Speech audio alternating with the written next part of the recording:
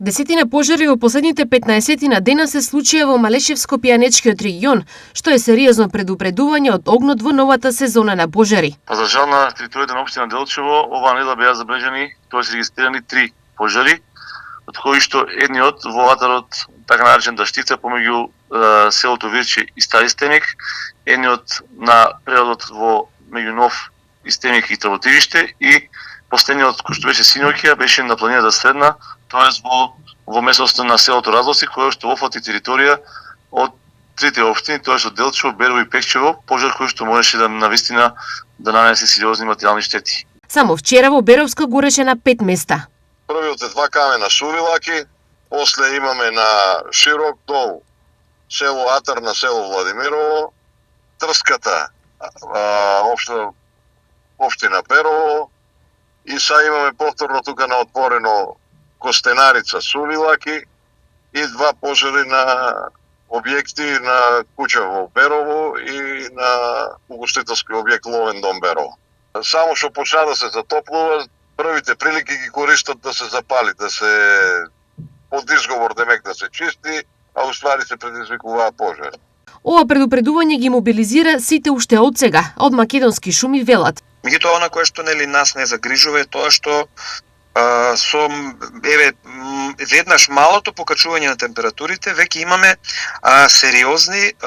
сериозни шумски пожари.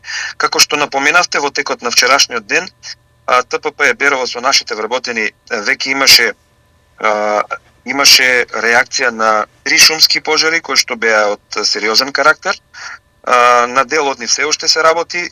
Исто така во Радовиш имавме еден посериозен пожар кој што за волја на вистината поради брзата реакција на институциите како што се територијалната противпожарна единица Радовиш и нашите вработени секако потпомогнати со МВР, навреме го санира и пречија да се случи една поголема катастрофа. Во пресрет на великденските празници и за време на нив, ризикот од пожари е уште поголем поради присуството на луѓе во викендиците и излетничките места. Од тука и апелот. Јас би сакал да упатам апел на граѓаните да бидат што повнимателни и дефинитивно она кое што го дискутираме цело време дека пожар на отворено не треба да се пали без разлика за што и да е. Тоа треба да го почитува. Значи, во никој случај вчера, во текот на вчерашниот ден, имавме ветер кој што беше над 50-на, па може би и повеќе километри во секунда и мислам дека секој здраворазумен граѓанин ќе свати дека на такво време не треба да се пали никако пожар на отворено. Тоест огин на отворено кој што може да продуцира понатаму сериозен пожар. Минатата година искуството и последиците од пожарите се огромни, бидејќи опожарени беа стотици хектари најквалитетна шума, а гасењето траеше повеќе недели и беа потребни огромни ресурси за пожарите да се стават под контрола и изгаснат.